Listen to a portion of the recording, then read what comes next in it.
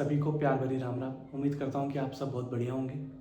Class 10th के लिए इस सेशन के लिए हम लोग जो टॉपिक स्टार्ट करने जा रहे हैं वो है ट्रिग्नोमेट्री। तो देखिए, पहले हमारे यहाँ पर जो क्वेश्चन होगा कि जो ये ट्रिग्नोमेट्री है ये अप्लाई कहाँ करेंगे। तो हमारी जो ट्रिग्नोमेट्री जो है वो हमेशा राइट एंगल ट्राइंगल के ऊपर ही अप्लाई होगी। ये ध्यान रखना है कि जो हमारा ट्राइंगल होगा वो कैसा होगा, राइट एंगल। ठीक है, अब यहाँ पर जैसे हम लोगों ने स्टार्ट किया, मान लिया कि मैंने एक ट्राइंगल लिया पी क्यू आर। मैंने एक ट्राइंगल लिया पी क्यू आर। अब देखो, हम लोगों को अब तक का जो बेसिक नॉलेज है उसके हिसाब से हम ये जानते हैं कि जो हमारा 90 डिग्री होता है उस 90 के सामने वाली साइड को हम कहते हैं हाइपोटेन्यूस।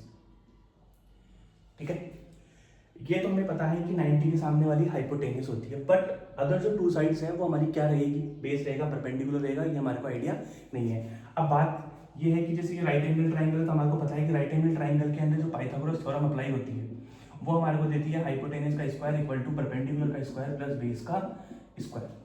तो अभी तक के बेसिक नॉलेज के हिसाब से हमारे को हाइपोटेन्यूस तो पता है कि जो 90 के सामने वाला होता है वो होता है हमारा हाइपोटेन्यूस। अदर टू साइड में हम लोग एक को परपेंडिकुलर मान लेते हैं और एक को बेस मान लेते हैं। तो पाइथागोरस थ्योरम्स को इसका लोड नहीं पड़ता कि आप इसको परपेंडिकुलर मान रहे हो या इसको परपेंडिकुलर मान रहे हो। अगर आपने इसको परपेंडिकुलर माना है तो ये बेस हो जाएगा, और अगर आपने इसको परपेंडिकुलर माना है तो ये वाला बेस हो जाएगा।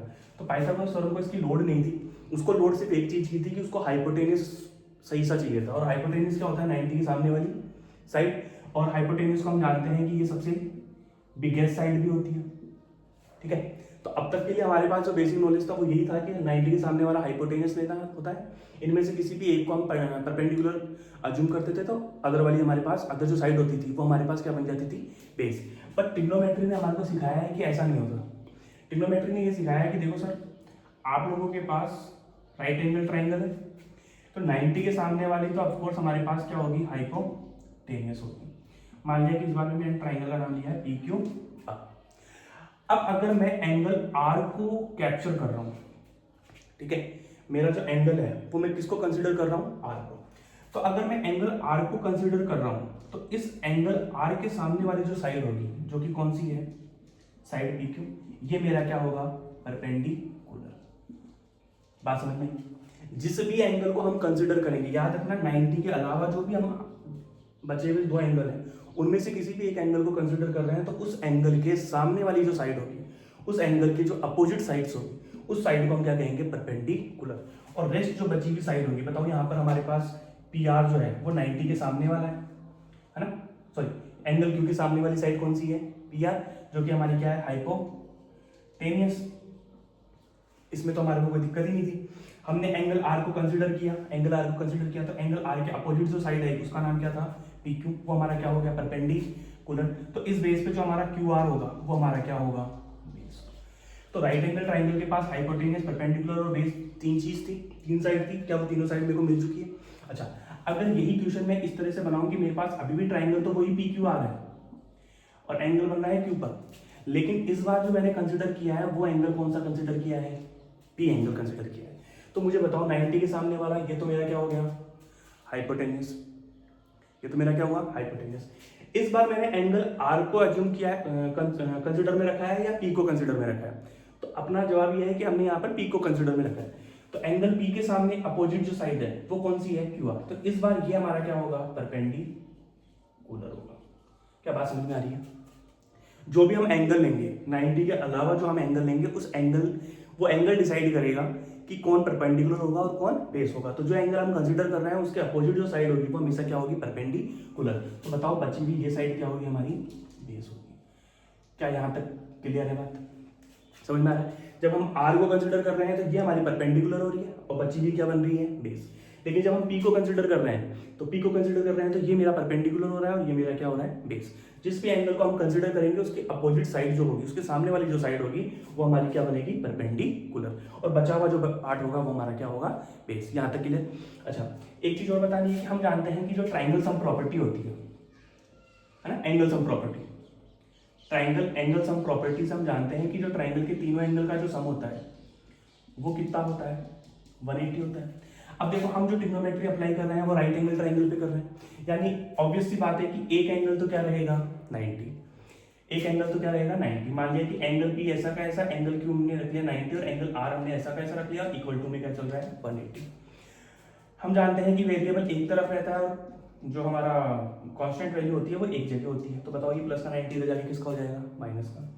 तो angle p plus angle r जो होगा, ये दोनों एंगल मिलकर भी कितना बनाएंगे 90। यानी मैं ये कहना चाह रहा हूँ कि ये अकेला 90 है, बचे हुए जो दो एंगल हैं इन दोनों एंगल का समी कितना रहेगा 90 रहेगा। तो यहाँ से आप लोग ये कंक्लूजन निकाल सकते हो कि हमारे पास जो ट्राइंगल होगा, देखो अगर ये 90 और ये 90 हो गया तब तो ट्राइंगल पॉसिबल ही नहीं होगा। क्यों? क्योंकि ये भी 90 और ये भी 90 तो ये 180 हो गया, तो ये 0 डिग्री का जो एंगल होता है ना वो ओवरलैप कर जाता है, तो फिर ट्राइंगल पॉसिबल नहीं है। तो ये किसी भी कंडीशन में 0 तो नहीं हो सकता। अब ये अगर 0 से ज़्यादा हुआ, पॉइंटों में भी अगर ज़्यादा हुआ है ना, 0 से ज़्यादा कुछ भी मान लिया, अगर हमने पॉइंटों में मान लिया, तो बताओ ये 90 से क्या हो जाएगा, कम हो जाएगा। यानी ये 90 है, ये भी 90 से कम रहेगा और ये भी 90 से कम रहेगा। तो ये बचे हुए जो दोनों एंगल हैं, रेस्ट ऑफ जो 2 एंगल्स हैं वो हमारे कैसे एंगल्स होंगे, एक्यूट एंगल होंगे। बात समझ में आ रही है? राइट एंगल ट्राइंगल के अंदर हमारे पास एक ही राइट एंगल ट्राइंगल हो सकता है, बाकी बचे हुए जो दोनों एंगल्स हैं वो हमेशा क्या बनेंगे, एक्यूट एंगल। यहाँ तक की बात समझ में आ रही है? अच्छा, आगे हम चलते हैं। देखो हमारी जो ट्रिग्नोमेट्री है, वो ट्रिग्नोमेट्री के जो हमारे को क्वेश्चन मिलेंगे वो 3 बेसिस पे मिलेंगे। कितने बेस पर? 3 बेस पर। हर एक बेस पर हमारे को एनसीईआरटी में एक एक्सरसाइज दी। तो मैं पहले जो हमारी थ्योरी होती है उनको पढ़ रहा हूँ, फिर हम लोग क्वेश्चन इसके बाद में स्टार्ट करेंगे एनसीईआरटी के। तो देखो हमारा जो फर्स्ट बेस है ट्रिग्नोमेट्री के, जो हमारे क्वेश्चंस है वो 3 बेस में डिवाइड कर रखे हैं। पहला जो हमारा बेस है वो है साइड बेस। कौन सा बेस? Side base. दूसरा जो हमारा है वो है एंगल बेस। और थर्ड जो हमारा जो बेस रहेगा, मतलब ट्रिग्नोमेट्री हमसे किस बेस पर क्वेश्चन पूछ रहा है, कभी वो साइड बेस पे पूछ रहा है जो हमारी एक्सरसाइज 8.1 है, ठीक है, कभी वो एंगल बेस पे क्वेश्चन पूछता है, वो हमारी एक्सरसाइज 8.2 है। थर्ड वाली जो है वो है हमारी आइडेंटिटी, जहां पर हम क्वेश्चनों को प्रूफ करेंगे। LHS इक्वल टू क्या बताएंगे, RHS। सबसे पहले मैं जो स्टार्ट कर रहा हूँ वो मैं स्टार्ट कर रहा हूँ साइड बेस। कौन सा बेस? Side base. तो देखो साइड बेस की थ्योरी ऐसी है सिंपल सी कि हमारे को एक राइट एंगल ट्राइंगल मिलेगा। मान लो इस बार मैंने ट्राइंगल का नाम क्या रख लिया, XYZ, right angle at point Y। मैंने ऐसे कहा कि ये जो हमारा साइन है मैंने Z को कंसिडर किया है। किसको कंसिडर किया है? Z को। साइन Z की वैल्यू मैंने मान लो लिख ली 4/5 रख ली। मैंने साइन Z की वैल्यू क्या रख ली, 4/5। और हमसे क्वेश्चन पूछा कि रेस्ट ऑफ जो ट्रिग्नोमेट्रिक रेशियो है, ठीक है, रेस्ट ऑफ ट्रिग्नोमेट्रिक रेशियो को मुझे क्या करने हैं, फाइंड करने हैं। जितने भी साइन के अलावा जो भी रेशियो है वो मुझे क्या करना है, फाइंड करना है। अब क्वेश्चन उठता है कि सर ट्रिग्नोमेट्रिक रेशियो क्या होता है। तो देखो ट्रिग्नोमेट्रिक रेशियो का मतलब क्या हुआ, ट्रिग्नोमेट्रिक रेशियो का मतलब ये हुआ साइड्स के रेशियो। किसके रेशियो? साइड के रेशियो। साइड्स के जो रेशियो होते हैं उसको हम क्या बोलते हैं, ट्रिग्नोमेट्रिक रेशियो। ये हमारे पास कौन कौन से होते हैं, साइन होता है, कॉस होता है, टेन होता है, कॉट होता है, सेक होता है और कौन होता है, कॉसेक होता है। समझ आ रही बात? आगे बढ़े। देखो कि हमारे पास साइड बेस के ऊपर हम बात कर रहे हैं। साइड बेस के ऊपर हमने बात किया कि जैसे मान लो हमारे को क्वेश्चन में गिवन है साइन Z की वैल्यू गिवन है और हमारे को रेस्ट ऑफ ट्रिग्नोमेट्रिक रेशियो क्या करना है, फाइंड करना है। तो ट्रिग्नोमेट्रिक रेशियो होते क्या है, तो ट्रिग्नोमेट्रिक रेशियो वो होते हैं जिनको हम बोलते हैं साइड्स के रेशियो। कौन से साइड्स के रेशियो?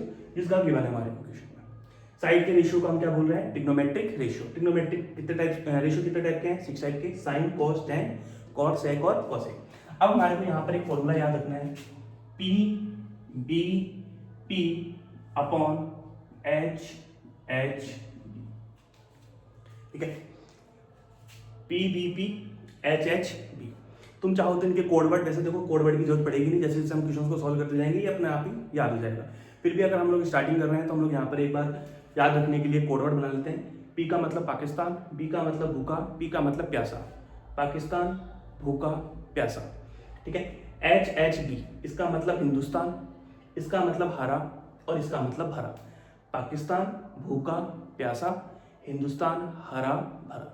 तुम चाहो तो ये भी बना सकते हो, पंडित, बद्री, प्रसाद, हर हर भोले। वापस बोल रहा हूँ, पंडित, बद्री, प्रसाद, हर हर भोले। बात समझ में आ रही? देखो ये चीट कोड है, ये अभी अपन स्टार्ट कर रहे हैं तो हमारे को अभी जरूरत पड़ेगी, बाकी तो ये अपने आप ही याद हो जाएगा। P B P upon H H b. अब यहाँ पर पी क्या है, P का मतलब है परपेंडिकुलर, B का मतलब क्या होता है बेस, और H का मतलब क्या होता है हाइपोटेनियस। हम लोग ये चीट कोड याद कर रहे हैं, है ना। चीट कोड अभी के लिए काम में आएगा, बाकी तो आप जैसे क्वेश्चन सॉल्व करेंगे वैसे वैसे अपने आप ही चीजें याद हो जाएंगी। ये क्लियर है कि P का मतलब यहाँ पर रिप्रेजेंट, P जो रिप्रेजेंट कर रहा है वो परपेंडिकुलर को कर रहा है, B जो रिप्रेजेंट कर रहा है वो बेस को कर रहा है, और H किसको कर रहा है हाइपोटेनियस को। अब मुझे बताओ ट्रिग्नोमेट्रिक रेशियो के अंदर क्या लिखा हुआ है, हमें क्या बनाने हैं साइड्स के रेशियो। साइड्स के रेशियो, रेशियो का मतलब हम लोग छोटी क्लासेस में जानते हैं, है ना, फ्रैक्शन फॉर्म में। रेशियो का मतलब क्या होगा फ्रैक्शन फॉर्म। तो जो साइन होता है, साइन का फॉर्मूला होता है P/H। साइन का फॉर्मूला क्या होता है P/H। हमने पढ़ा कि ट्रिग्नोमेट्रिक रेशियो क्या है, ट्रिग्नोमेट्रिक रेशियो है साइड्स के रेशियो। साइड्स के रेशियो का मतलब साइड्स को हम लोग फ्रैक्शन की फॉर्म में रख रहे हैं। तो जब हम P/H लिखेंगे तो वो हम उससे हमारे को क्या मिलेगा साइन मिलेगा। बाद में क्या बनता है देखो B/H, है ना, ऑर्डर वाइज चलना है, पहले P/H, अब क्या चलेंगे B/H। B/H से हमें को क्या मिल जाएगा कॉस मिल जाएगा। फिर उसके अगला ऑर्डर देखो P/B, तो P/B से हमारे को क्या मिल जाएगा tan मिल जाएगा। P/H से क्या मिला साइन, ठीक है, P/H से क्या मिला साइन, B/H से क्या मिला कॉस, और P/B से क्या मिला tan। यहां तक क्लियर है। अब इनका रेसिप्रोकल कर दो, कैसे देखो यहां पर था P/B, अब मैं रेसिप्रोकल कर रहा हूं तो रेसिप्रोकल का मतलब क्या हो जाएगा B/P, B/P। अब बताओ कोट जो है वो किसका रेसिप्रोकल है tan का। तो यहीं से हमने एक फॉर्मूला बना लिया कि जो tan होगा, ठीक है, tan थीटा, थीटा का मतलब यहाँ पे कोई भी एंगल है, tan थीटा जो होगा वो रेसिप्रोकल होगा किसके कोट के। क्या बात समझ में आ रही है। देखो P/B tan था, इसका रेसिप्रोकल किया तो B/P क्या बन गया हमारे पास कोट बन गया। यहाँ तक क्लियर है, ठीक है, आगे चलें। तो अब तो B/H, अब इसका रेसिप्रोकल करूंगा तो क्या मिल जाएगा sec, मतलब कोस का रेसिप्रोकल करने से क्या मिलता है sec। तो देखो कोस क्या था B/H, इसका रेसिप्रोकल करूंगा तो क्या बन जाएगा H/, इससे मुझे क्या मिल गया sec। फिर अब साइन का रेसिप्रोकल करेंगे तो साइन के रेसिप्रोकल से हमें मिलता है cosec, जो क्या बन जाएगा H/P। बात समझ में आ गई। साइन cos tan, tan के नीचे आता है cot, cos के नीचे आता है sec, और साइन के नीचे क्या आता है cosec। Sine cos tan, cot sec और cosec। फॉर्मूला कंसेप्ट समझ में आ रहा है। साइन का मतलब होता है P/H, cos का मतलब B/H, tan का मतलब P/B। अब इनका रेसिप्रोकल करते जाओ, P/B का रेसिप्रोकल करूंगा तो B/P, ये क्या बन जाएगा cot, H/B ये क्या बन जाएगा sec, और H/P ये क्या बन जाएगा cosec। बस यहीं से हमारे को फॉर्मूला बनाना है। तो आपने देखा कि जो tan थीटा है वो cot थीटा का रेसिप्रोकल है। बताओ cos जो थीटा है वो किसका रेसिप्रोकल हुआ, cos थीटा का किसका रेसिप्रोकल हुआ sec का हुआ। अच्छा अब ये साइन है, ये साइन किसका रेसिप्रोकल होगा बताओ cosec का, किसका रेसिप्रोकल होगा cosec का। यहाँ तक की बात क्लियर।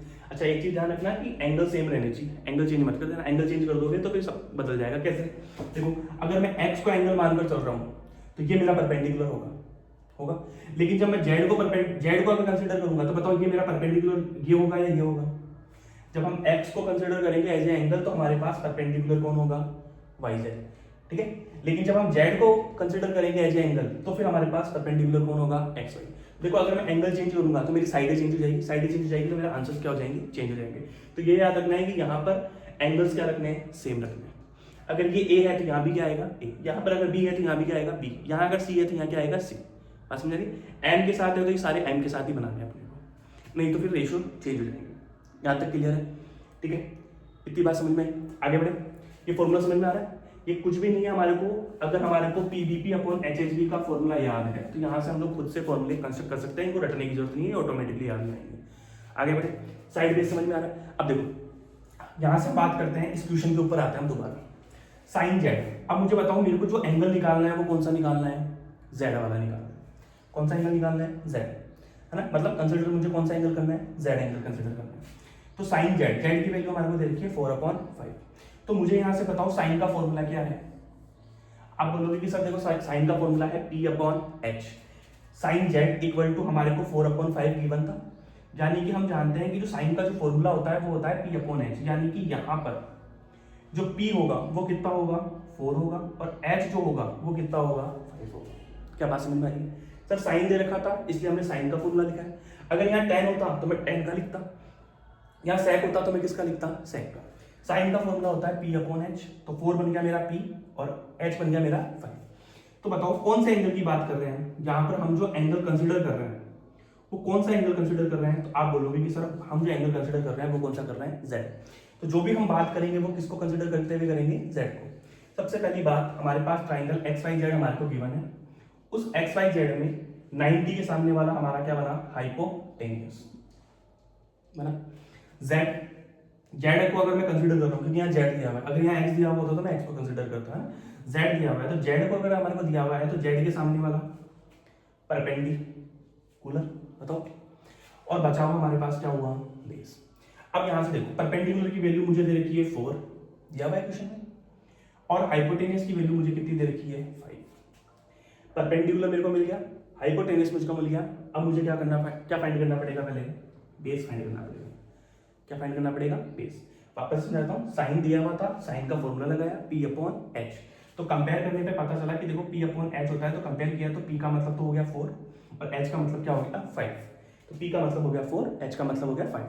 P यहीं क्यों आया, क्योंकि हमारे पास एंगल कौन सा बन रहा है, Z के साथ। तो Z के साथ, Z अगर एंगल है तो एंगल के सामने वाला क्या होता है, परपेंडिकुलर। 90 के सामने वाला कौन होता है, हाइपोटेनियस। तो बचा हुआ हमारे पास क्या रहा, बेस। अब हम बेस फाइंड करेंगे तो क्या लिखेंगे, बाय पाइथागोरस थ्योरम। तो हम लिखेंगे by Pythagoras theorem. Pythagoras theorem क्या होती है, हाइपोटेनियस का स्क्वायर इक्वल टू परपेंडिकुलर का स्क्वायर प्लस बेस का स्क्वायर। बताओ हाइपोटेनियस कितनी गिवन है, 5, तो ये यहाँ लिख दिया हमने 5 का स्क्वायर। परपेंडिकुलर हमारे को कितना गिवन है 4, तो 4 का स्क्वायर। बेस हमारे को क्या करना था, फाइंड करना था। बेस हमारे को क्या करना है, फाइंड करना है। अब हम लोगों ने छोटी क्लासेस में पढ़ रखा है वेरिएबल एक तरफ और कांस्टेंट एक तरफ, तो अब मैं डायरेक्ट कर रहा हूँ। 5 का स्क्वायर कितना हो गया 25, 4 का स्क्वायर कितना हुआ 16, ये प्लस का 16 इधर आके किसका हो जाएगा, माइनस का। इक्वल टू में कौन चल रहा है, बेस का स्क्वायर। 25 में से अगर आप 16 को माइनस करोगे तो आपके पास आएगा 9, तो यहां से बेस का स्क्वायर हमारे पास कितना आया 9। अब यहाँ स्क्वायर है तो यहाँ क्या लगेगा, रूट। यहाँ अगर स्क्वायर है तो यहाँ रूट ही लेंगे ना। ये स्क्वायर जैसे प्लस ट्रांसफॉर्मिंग होकर माइनस बनता है, माइनस तो जाके प्लस का बनता है, मल्टीप्लाई ट्रांसफॉर्मिंग होकर डिवाइड का बनता है, डिवाइड ट्रांसफॉर्मिंग होकर मल्टीप्लाई का बनता है। वैसे ही स्क्वायर ट्रांसफॉर्मिंग होकर, है ना, आरएचएस से एलएचएस की तरफ ट्रांसफॉर्म होकर ये बन जाएगा स्क्वायर रूट। अगर यहाँ क्यूब होता तो ये बनता क्यूब रूट। अच्छा, अगर स्क्वायर रूट होता तो ये इधर जाके क्या बन जाता, स्क्वायर। समझ में आ रही है, ठीक है। अगर ये प्लस है, यहाँ प्लस है तो इधर जाके क्या हो जाएगा माइनस। अब इधर माइनस है तो इधर आके किसका हो जाएगा, प्लस का। तो वैसे ही बताओ, ये स्क्वायर है तो स्क्वायर है तो इधर आके क्या हो जाएगा, स्क्वायर रूट। और ये स्क्वायर रूट अगर यहाँ होता तो स्क्वायर रूट यहाँ पे क्या बन जाता, स्क्वायर। अब 9 इक्वल टू क्या आ रहा है हमारे पास, बेस का स्क्वायर। मैं आगे कर रहा हूँ, हमारे पास 9 इक्वल टू बेस का स्क्वायर आया। तो मुझे बताओ बेस का मतलब क्या हो गया, रूट में 9 हो गया, ठीक है। इसके आगे कर रहा हूँ यहाँ पर, है ना। बेस का मतलब कितना हो गया, रूट में 9। अब रूट का नाम 9 लेंगे तो अब देखो हम ट्राइफैक्टराइजेशन पढ़ रखे हैं, 3 मल्टीप्लाई 3 ग्रुपिंग बन गया। तो बेस हमारे पास आ गया 3, बेस हमारे पास क्या आ गया 3। अब जब भी हम रूट को सॉल्व करते हैं तो हमने क्वाड्रेटिक इक्वेशन में पढ़ रखा है कि जब भी हम रूट को सॉल्व करेंगे तो एक बार प्लस में आएगा और एक बार माइनस में आएगा। ऐसा क्यों, क्योंकि आप जानते हो कि +3 को +3 से अगर हम मल्टीप्लाई करेंगे, ठीक है, अगर हम +3 को +3 से अगर हम लोग मल्टीप्लाई करते हैं तो भी हमारे पास क्या आता है 9। और अगर हम, ठीक है, एक बार वापस में यहाँ लिख देता हूँ, अगर हम 3 को 3 से मल्टीप्लाई करते हैं तो क्या आता है 9 आता है ना। +3 को +3 से मल्टीप्लाई करते हैं तो 9 आता है। ऐसे बताओ -3 को -3 से मल्टीप्लाई करेंगे तो भी क्या 9 ही आता है, क्योंकि माइनस को माइनस से मल्टीप्लाई करने पे क्या हो जाता है प्लस, और 3 को 3 से मल्टीप्लाई करेंगे तो 9। अब 9 देने वाले कंडीशन पॉजिटिव में भी है और नेगेटिव में भी है, इसलिए हम लोग यहाँ पर क्या लगाते हैं प्लस और माइनस। लेकिन हम यहाँ पर जो बेस निकाल रहे हैं, बेस होती है साइड, और साइड कभी नेगेटिव नहीं होती, साइड कभी नेगेटिव नहीं होती, एज कभी नेगेटिव नहीं हो सकती, है ना। साइड मतलब लेंथ, ब्रेथ, ठीक है, हाइट वगैरह, ये कभी नेगेटिव नहीं हो सकती, एज कभी नेगेटिव नहीं हो सकती। तो हम लोग डिस्टेंस कभी नेगेटिव नहीं हो सकती। तो यहाँ पर ये नेगेटिव ना लेकर हम कौन सा लेंगे, पॉजिटिव। इसलिए हमारे पास बेस का आंसर क्या आ रहा है 3। जबकि हम क्वाड्रेटिक इक्वेशन वाला जब चैप्टर पढ़ते हैं तो हम लोग जब भी स्क्वायर रूट निकाल रहे हैं तो हमारे आंसर 2 आ रहे हैं, एक बार पॉजिटिव और एक बार नेगेटिव, दोनों को ही कंसिडर कर रहे हैं। लेकिन यहाँ पर नेगेटिव वाले को हम कंसिडर इसलिए नहीं कर रहे हैं क्योंकि साइड कभी भी नेगेटिव नहीं होती। ये 3 कैसे आया समझ में आया, इक्वल टू हमने लिख दिया यहाँ पर b = 3। आगे बढ़ो, इतना समझने के बाद में, ठीक है, इसको मैं रब कर रहा हूँ,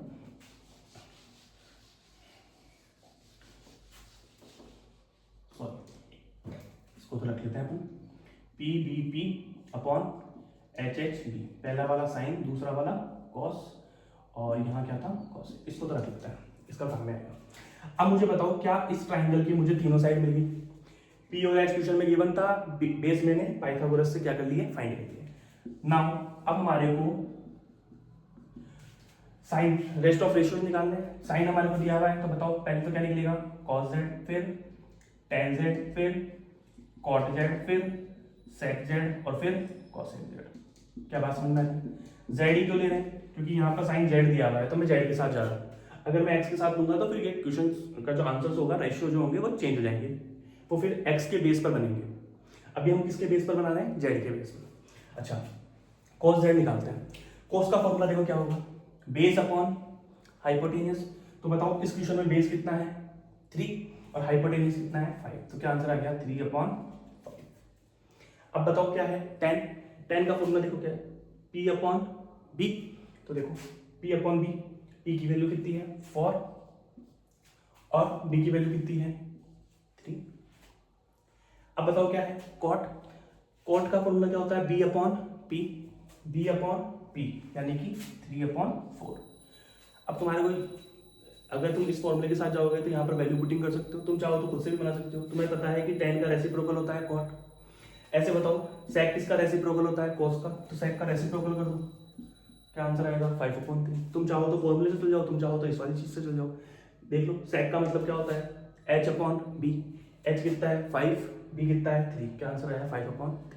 cosec बताओ, cosec किसका रेसिप्रोकल होता है sin का, तो क्या आंसर हो जाएगा, साइन का रेसिप्रोकल करूंगा तो क्या आंसर हो जाएगा 5/4। फॉर्मूले इस वाले में वैल्यू में इस फॉर्मूले में अगर वैल्यू पुटिंग करेंगे तो h/p आ रहा है, h की वैल्यू कितनी आ रही है 5 और p की वैल्यू कितनी है 4।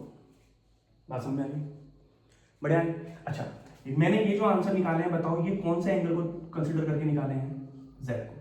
तो क्या सिर्फ z के कंसिडर करके निकाला जा सकता है, x को कंसिडर करके नहीं निकाल सकते। क्वेश्चन अगर हमको z की वैल्यू दे रखा है तो हम z को कंसिडर करके भी निकाल सकते हैं और x को कंसिडर करके भी निकाल सकते हैं। ये z वाला समझ में आ गया। अब मैं कौन सा वाला ले रहा हूँ, x वाला ले रहा हूँ, ठीक है, x वाला भी समझते हैं। अब मुझे एक बात बताना, अगर मुझे यहां से फाइंड करना हो sin x, cos x, tan x, cot x, sec x और cosec x। अब सबसे पहला क्वेश्चन तो ये है कि मेरे को साइन की वैल्यू दी हुई है वो कौन से एंगल को कंसीडर करते हुए दी हुई है, जेड को कंसीडर करते हुए। मुझे जो आंसर दिया गया है वो साइन जेड का दिया गया है, ठीक है, इसलिए मैंने यहाँ साइन जेड फाइंड नहीं किया था क्योंकि साइन जेड गिवन था। लेकिन यहाँ पर हम लोग क्या फाइंड कर रहे हैं, साइन एक्स। एंगल चेंज हो गया तो वैल्यू क्या हो जाएगी, चेंज। ये साइन जेड दिया हुआ है, अब हम क्या फाइंड कर रहे हैं, साइन एक्स। जब हम एक्स को फाइंड करेंगे तो देखो डायग्राम वापस से हमारे को चेंज करना पड़ेगा, वो डायग्राम तो सेम रहेगा, वैल्यू हमारी क्या हो जाएगी, चेंज। कैसे, देखो साइन जेड की वैल्यू हमारे को 4/5 दी गई थी, यहां से हमने बेस वगैरह निकाला, ठीक है, बेस हमारे पास कितना आ गया, 3 आ गया, यानी ये वैल्यू तो यही रहेगी कि एक रहेगा 4, एक रहेगा 5 और एक रहेगा 3। बात समझ आ रही। लेकिन हमारे पास जो एंगल है वो एंगल क्या हो जाएगा, चेंज। अभी हमारे पास एंगल कौन सा है, z। अब हम किसको कंसीडर करेंगे, x को। तो मुझे बताओ जब मैं x को कंसीडर करूंगा, ध्यान से सुनना, जब मैं x को कंसीडर करूंगा तो x को कंसीडर करूंगा तो अब ये जो 3 होगा, ये जो 3 होगा, ये जो 3 होगा वो x के लिए क्या होगा, x के लिए क्या होगा, परपेंडिकुलर। क्यों, क्योंकि देखो एंगल के सामने वाला क्या होता है, परपेंडिकुलर। जबकि हम जब z ले रहे थे, देखो जब हम z ले रहे थे तो z के लिए ये जो 3 था वो हमारा क्या था, बेस था। z के लिए ये जो 3 था वो हमारा क्या था, बेस था। क्यों, क्योंकि हमारे को वैल्यू ये दी हुई है भाई, इस वैल्यू को कंसीडर करके तो हम लोग तीनों डिजिट को फाइंड करेंगे। 4 और 5 हमारे को दिया हुआ था, 3 हमने पाइथागोरस से फाइंड कर लिया था, तो 4, 5 और 3 तो अपनी जगह टिके हुए हैं, लेकिन हमारी जो साइड्स है वो चेंज हो रही है। जब हम z को कंसीडर कर रहे हैं तो ये परपेंडिकुलर हो रहा है, ये बेस हो रहा है, तो वो तो हमने फाइंड कर लिया। अब हम फाइंड कर रहे हैं x को कंसीडर करते हुए, तो मुझे बताओ x को कंसीडर करेंगे तो ये वैल्यू तो यही रहेगी, वैल्यू चेंज नहीं होगी, बस साइडों के नाम बदल जाएंगे। कैसे, अब x के लिए ये परपेंडिकुलर हो जाएगा क्योंकि एंगल के सामने वाला क्या होता है, परपेंडिकुलर, तो यहाँ बेस नहीं आएगा, अब यहाँ पर कौन आएगा, परपेंडिकुलर। 90 के सामने वाला तो अभी भी क्या है, हाइपोटेनियस। x के सामने वाला बन गया है अब परपेंडिकुलर, जो z के लिए बेस था अब वो x के लिए क्या बन चुका है, परपेंडिकुलर। 90 के सामने वाला हाइपोटेनियस अभी भी है, बचा हुआ क्या होगा, बेस, क्योंकि x के लिए हम फाइंड कर रहे हैं तो एंगल के सामने वाला बनता है परपेंडिकुलर और बचा हुआ क्या होता है, बेस। वापस से क्लियर कर लेना, z के लिए ये परपेंडिकुलर था और ये बेस था, लेकिन x के लिए ये परपेंडिकुलर होगा और ये क्या होगा, बेस। सर आपने 3 और 4 और 5 को चेंज क्यों नहीं किया, क्योंकि क्वेश्चन में जो हमारे को दिया हुआ है वो उसी बेस पर दिया हुआ है, तो इन वैल्यू को चेंज नहीं करनी है, सिर्फ साइडों के नाम चेंज करने हैं। जेड दिया हुआ है तो जेड के लिए ये परपेंडिकुलर होगा, ये बेस होगा, ये हाइपोटेनियस होगा, लेकिन जब एक्स को कंसिडर करेंगे तो ये परपेंडिकुलर होगा, ये बेस होगा और ये क्या होगा, हाइपोटेनियस। अब स्टार्ट करते हैं, ये समझ में आ गया होगा, मैं उम्मीद कर रहा हूँ कि तुम्हारे को बैठ गया होगा दिमाग में क्या मैं कहना चाह रहा हूँ। अब बताओ साइन का फॉर्मूला अब आपस से क्या है, P/H। बताओ x के लिए P कौन है, 3, तो h कौन है, 5। ऐसे बताओ कोस का फॉर्मूला क्या होता है, B/H। कोस x के लिए B कितना है, 4, h कितना है, 5। x के लिए tan को कंसिडर करना है ना, tan के लिए हमारे पास फॉर्मूला होता है P/B, तो P/B का मतलब कितना हो गया, 3/4। ठीक है, फिर इसके बाद में कॉट का फॉर्मूला क्या होता है, B/P, तो B/P यानी कि 4/3। और तुम्हारे को पता है कि हम इसका रेसिप्रोकल कर सकते हैं, सेक किसका रेसिप्रोकल होता है, कोस का, तो क्या बन जाएगा 5/4। कोसेक साइन का रेसिप्रोकल होता है तो क्या बन जाएगा 5/3। देखो आंसर सेम नहीं आ रहा है, आंसर अलग लगा रहे हैं, क्यों, क्योंकि ये जेड को कंसिडर करते हुए किए जा रहे हैं और ये एक्स को कंसिडर करते हुए किए जा रहे हैं। बात समझ में आई? मैं उम्मीद करता हूँ कि साइड वेज के क्वेश्चन तुम्हारे को समझ में आ चुके हैं। ठीक है, बाकी जब हम लोग एनसीईआरटी के क्वेश्चंस करेंगे, ठीक है, और रेफरेंस बुक के या मॉड्यूल्स वगैरह के क्वेश्चंस देखेंगे तो और अच्छे से क्लियर हो जाएगा। बेसिक समझ में आया?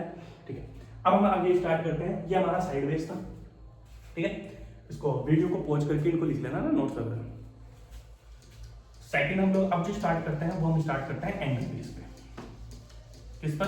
एंगल बेस पे।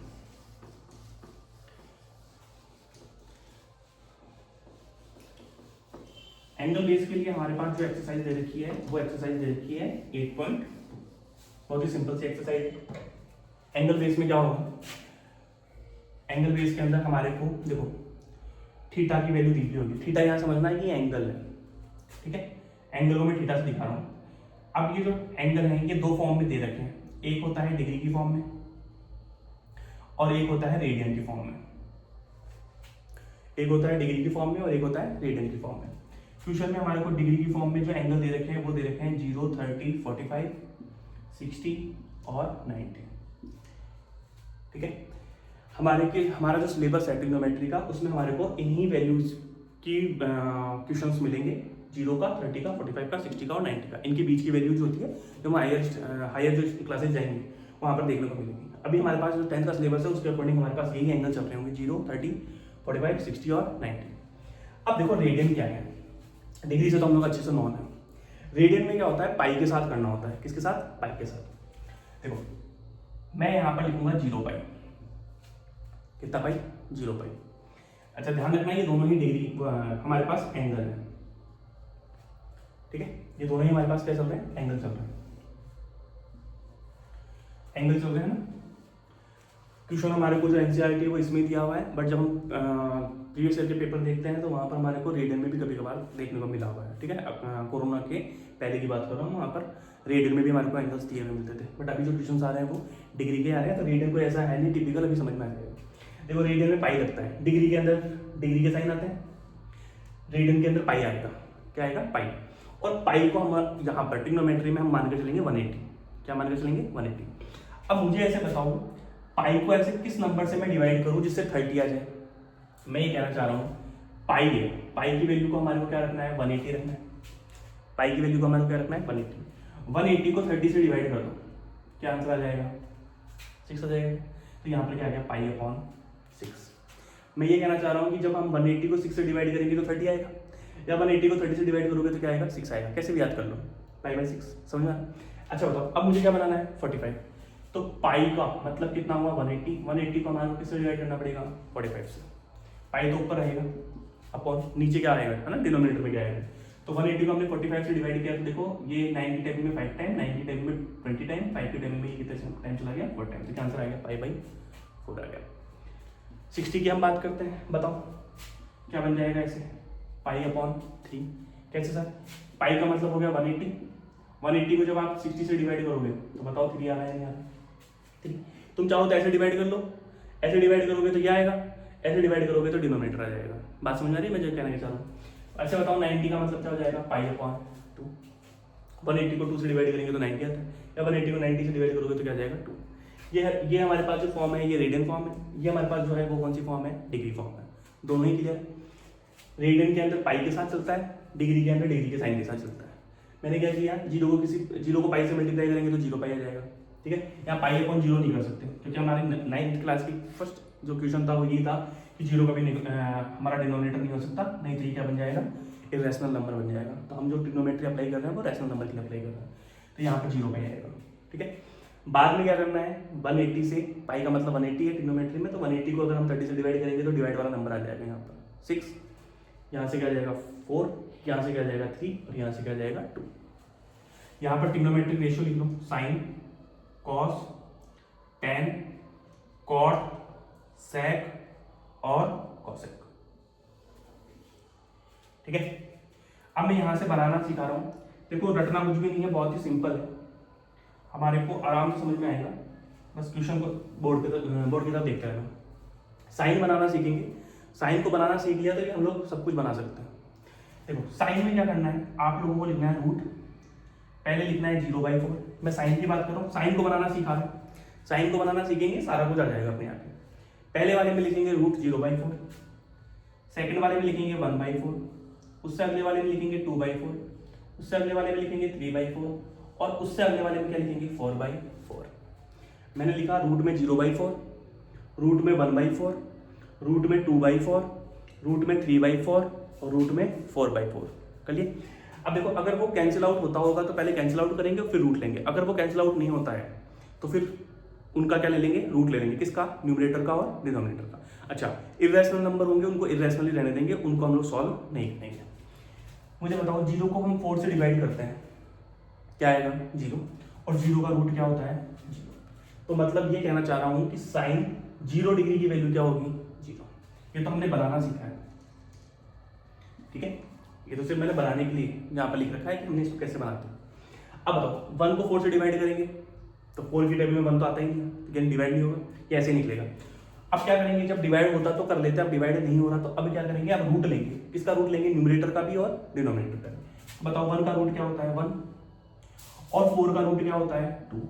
सर +2 और -2 दोनों होते हैं, लेकिन ये साइडें चल रही है, ट्रिग्नोमेट्रिक रेशियो, साइड के रेशियो, और साइड कभी नेगेटिव नहीं होती, इसलिए हमारे जो भी आंसर आ रहे हैं वो किसमें आ रहे हैं, पॉजिटिव में आ रहे हैं। यहाँ पर 2 आ रहा है। आगे बात करें, है ना, मैं इसकी बात करूँ, ये जो आंसर हमारे है ना, रूट के आंसर हमारे नेगेटिव नहीं आ सकते हैं। रूट के आंसर की बात कर रहा हूँ मैं यहाँ पर, इस पूरी वैल्यू की बात नहीं कर रहा हूँ, क्योंकि इनसे आगे हम जाएंगे तो कुछ वैल्यूज यहाँ पर नेगेटिव भी होगी। ठीक है, हम उससे आगे मतलब आगे जो टॉपिक है वो हम वहाँ पर देखेंगे। अच्छा बताओ 2 और 4 कर सकते हैं, बिल्कुल कर सकते हैं। 2/4 यहाँ पर कर देता हूँ, 2/4, 2 1 जा 2 और 2 2 जा 4, क्या आया 1/2 रूट में। अब नहीं कर सकते, तो अब बताओ 1 का रूट लेंगे तो क्या आएगा 1। अब 2 का रूट हमारे को पता नहीं है, क्योंकि रूट 2 क्या होता है, इरेशनल नंबर होता है। 10th क्लास का हमारे पास फर्स्ट चैप्टर का जो सेकंड एक्सरसाइज है वहाँ पर हमने देख रखा है, प्रूफ करवा रखा है root 2 is an irrational number. तो इरेशनल नंबर ऐसा का ऐसा। अब बताओ 3 4 से कट सकता है, ऐसी कोई टेबल नहीं है 1 के अलावा जिसको ये दोनों को काट सकती है, तो ये तो कटेगा ही, कैंसिल आउट नहीं होगा, तो इंडिविजुअली रूट लेने पड़ेंगे।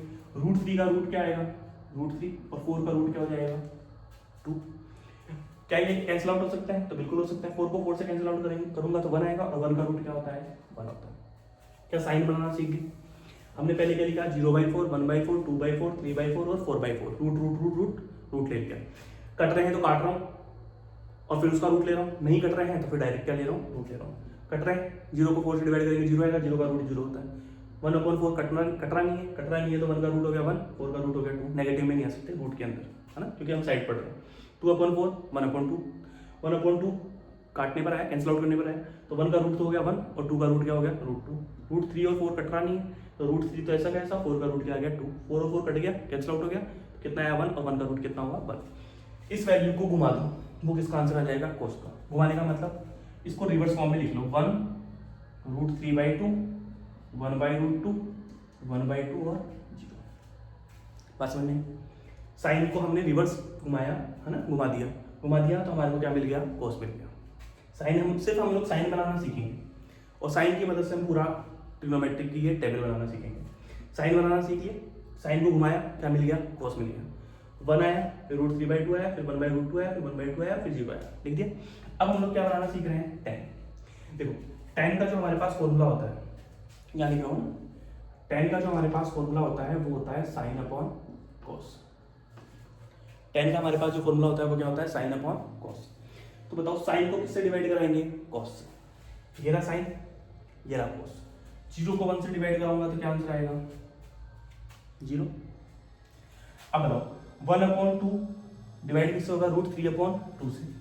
ये रहा मेरे पास 1/2 साइन, ये डिवाइड करवा रहा हूं मैं किससे, √3/2 से। 1/2 डिवाइड बाई √3/2 क्यों करवा रहा हूँ, क्योंकि tan चाहिए। tan का फॉर्मूला क्या होता है, साइन अपॉन कॉस। 1/2 डिवाइड करवा रहा हूँ √3/2। हम जानते हैं 1/2 ऐसा कैसा, डिवाइड किस में चेंज होता है, मल्टीप्लाई। तो आगे वाली वैल्यू का क्या कर देंगे, रेसिप्रोकल। 2 से 2 कट जाएगा, क्या बचा 1/√3। इसका आंसर कितना है, 1/√3। या तुम ऐसे भी कर सकते हो कि 2 से 2 कैंसिल आउट हो गया तो क्या बचा, 1/√3। ऐसे बताओ √2 से √2 कट जाएगा, क्या बचेगा, 1/1, यानी क्या आ गया 1।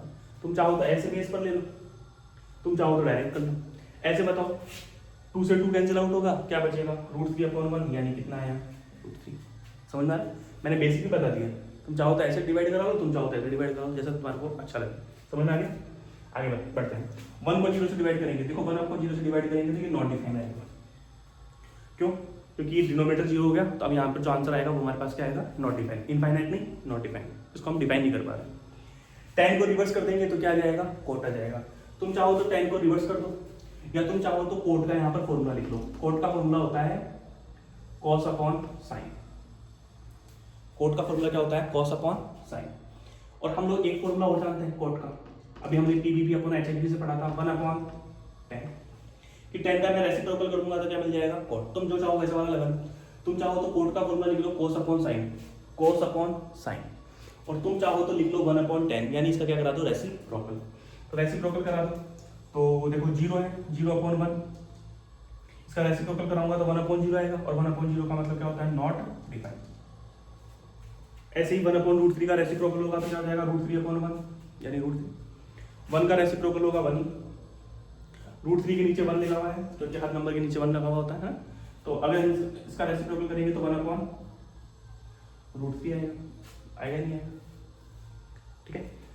और अब इधर समझना, नॉट डिफाइन है। अब नॉट डिफाइन का रेसिप्रोकल क्या होगा, तो देखो नॉट डिफाइन को रेसिप्रोकल को सीख समझने से पहले अपन यहाँ आते हैं, इस फॉर्मूले पे आते हैं। कोट का फॉर्मूला क्या है, cos अपॉन साइन। कोट का फॉर्मूला, कोट बना रहे हैं, cos अपॉन साइन। cos तो ये रहा और साइन ये रहा। 0 को 1 से डिवाइड कर रहा हूँ, 0 को 1 से डिवाइड कर रहा हूँ, बताओ क्या आंसर आएगा, 0 आएगा।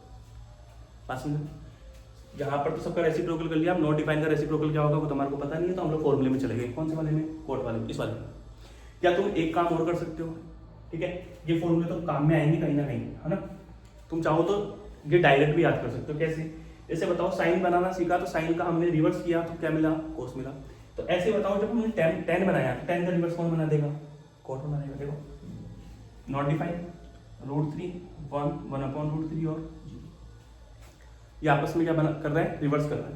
ऐसे बताओ अगर मैं सेक बनाऊंगा, सेक का आंसर लेकर आऊंगा, सेक का जो भी आंसर लाऊंगा उसका रिवर्स कर दूंगा तो क्या मिल जाएगा, कोसेक मिल जाएगा। क्या मिल जाएगा, कोसेक। अब सेक बनाना सीखते हैं, ठीक है। उम्मीद कर रहा हूँ कि तुम्हारे सब चीजें समझ में आ जाए, ठीक है। आगे बढ़ते हैं, फॉर्मूले थोड़ा सा ढंग से देख लेना। अब देखो सेक, सेक का भी हमने फॉर्मूला पढ़ रखा था। सेक का हमारे पास फॉर्मूला होता है 1/cos, और पढ़ा था ना अभी हमने कि cos जो होता है वो सेक का रेसिप्रोकल होता है। तो सेक भी किसका रेसिप्रोकल होगा, cos का। आपस में म्यूचुअली रेसिप्रोकल होंगे। ऐसे ही हमने पढ़ रखा है कि कोसेक जो होता है वो साइन का क्या होता है, रेसिप्रोकल, या साइन जो होता है वो कोसेक का क्या होता है, रेसिप्रोकल। तुम इनमें से किसी भी एक की वैल्यू निकाल लो और फिर उसका रिवर्स कर दो, वो हमारा क्या हो जाएगा, आंसर। जैसे मैं सेक बनाना सिखा रहा हूँ, सेक जो होता है वो किसका रेसिप्रोकल होता है, कोस का। तो कोस की जो भी वैल्यू आई है उसका क्या कर दो, रेसिप्रोकल कर दो। तो बताओ 1 का रेसिप्रोकल 1, √3/2 का रेसिप्रोकल कितना हो जाएगा, 2/√3। 1/√2 का रेसिप्रोकल करेंगे तो क्या जाएगा, √2/1, जिसको हम √2 लिखते हैं। 1/2 का रेसिप्रोकल करूंगा तो क्या जाएगा, 2/1, जिसको हम 2 लिखेंगे।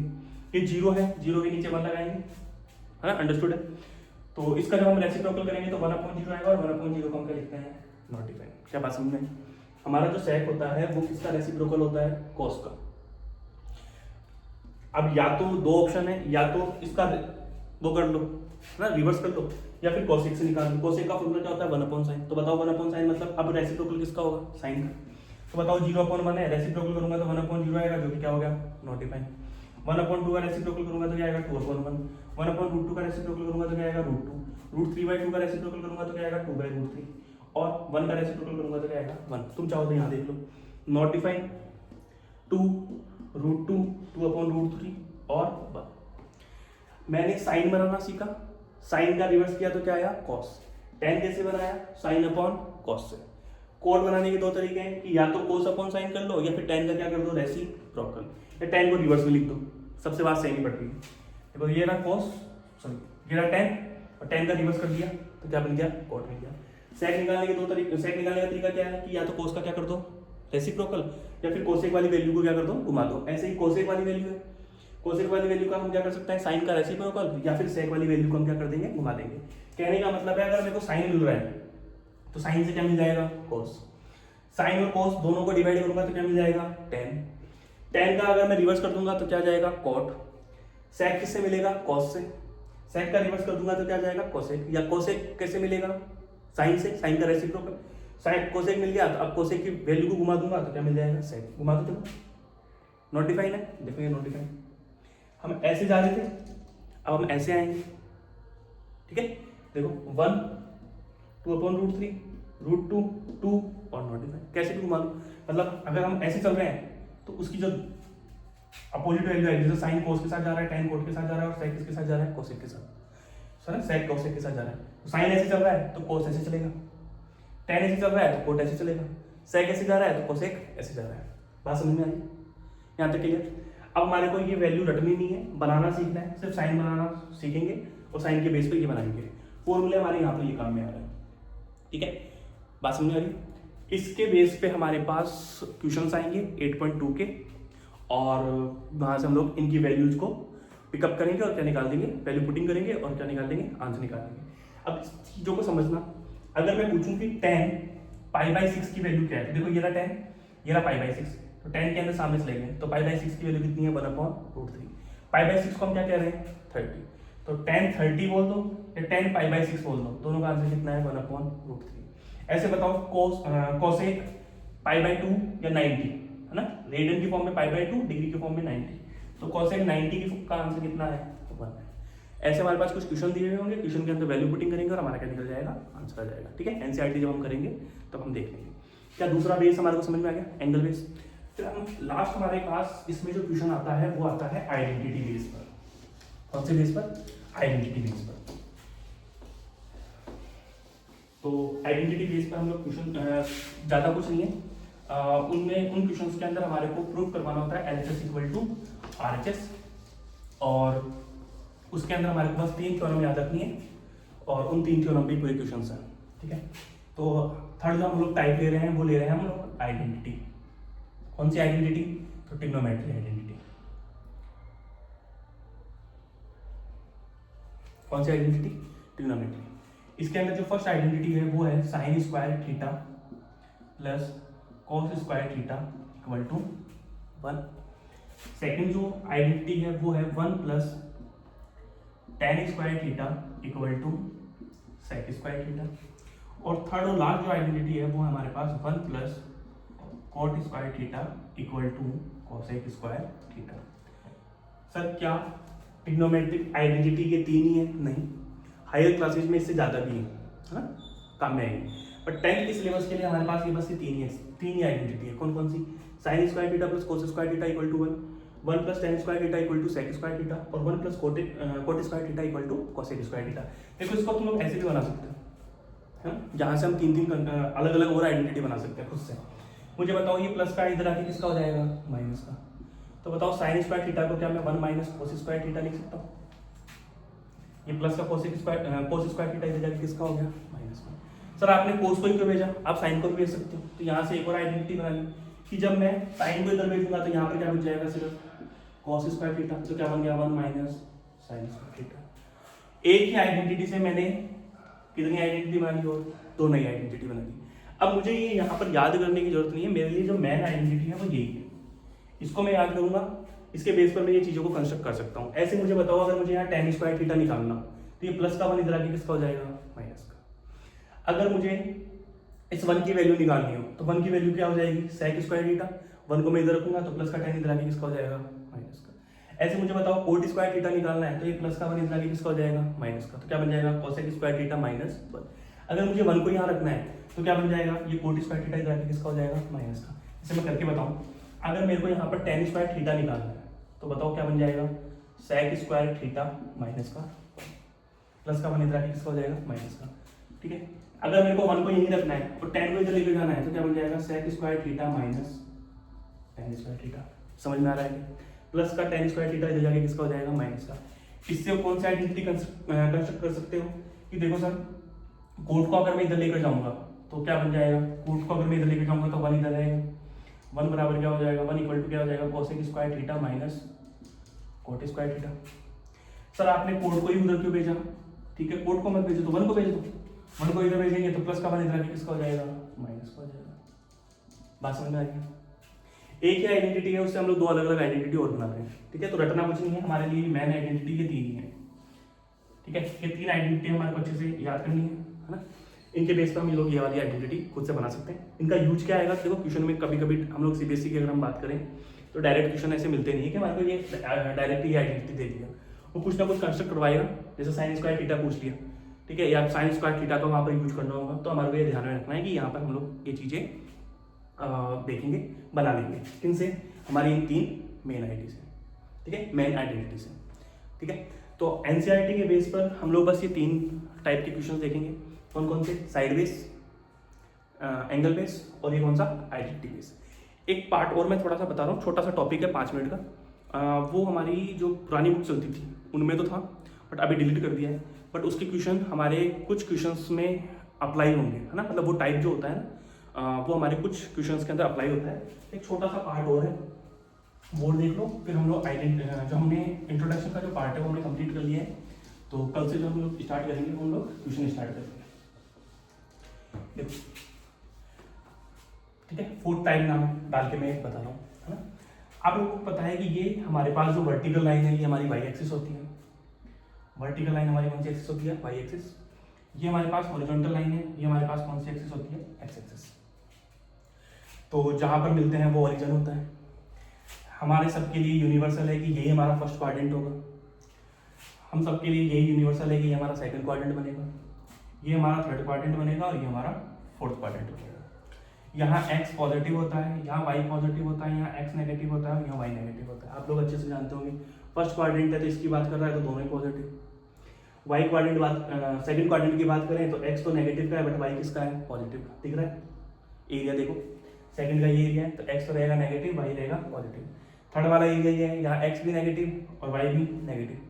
फोर्थ वाले एरिया में x तो पॉजिटिव है, बट y क्या है, नेगेटिव। समझ में आ रहा है, x पॉजिटिव, y क्या है, negative.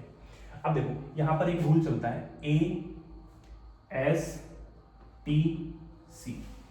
ASTC, after school to college. School के बाद में हम कहाँ जाते हैं, कॉलेज में जाते हैं। ठीक है, ये सिर्फ और सिर्फ ऐसे कोडिंग वर्ड है ना, ज़्यादा टेंशन नहीं लेनी, अपने आप ही आ जाएगा। ASTC रूल हम लोग पढ़ रहे हैं, फोर्थ हमारा जो टाइप है उसके अंदर।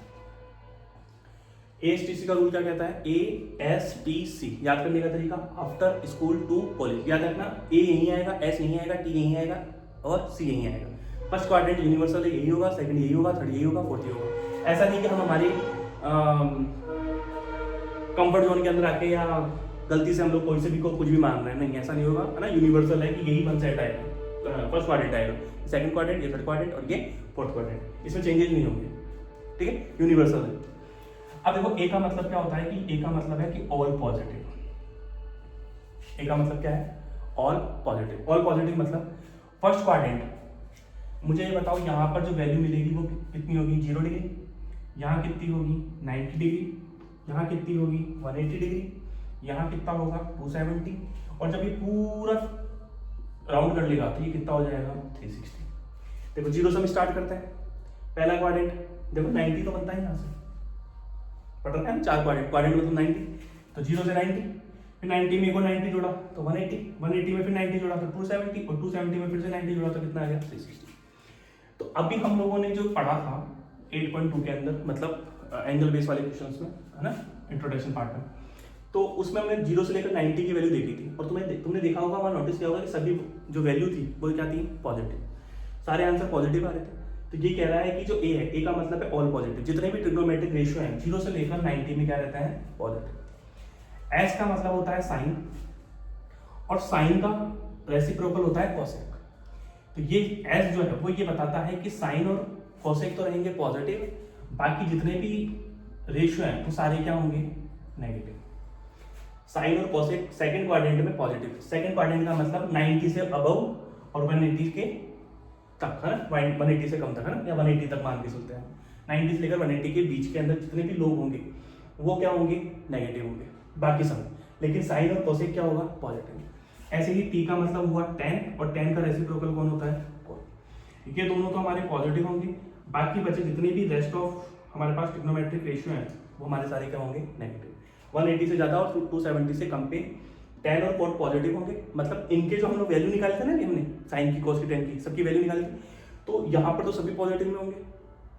यहाँ पर हमारे पास सिर्फ साइन और कोसेक पॉजिटिव का होता है, बाकी सारे नेगेटिव के होते हैं। tan और cot पॉजिटिव होता है, बाकी सारे नेगेटिव होते हैं। वैसे सी से बनता है cos और sec, cos और sec हमारा पॉजिटिव होता है, तो बाकी सारे हमारे जो जितने भी रेस्ट ऑफ हैं वो सारे क्या बनते हैं, नेगेटिव।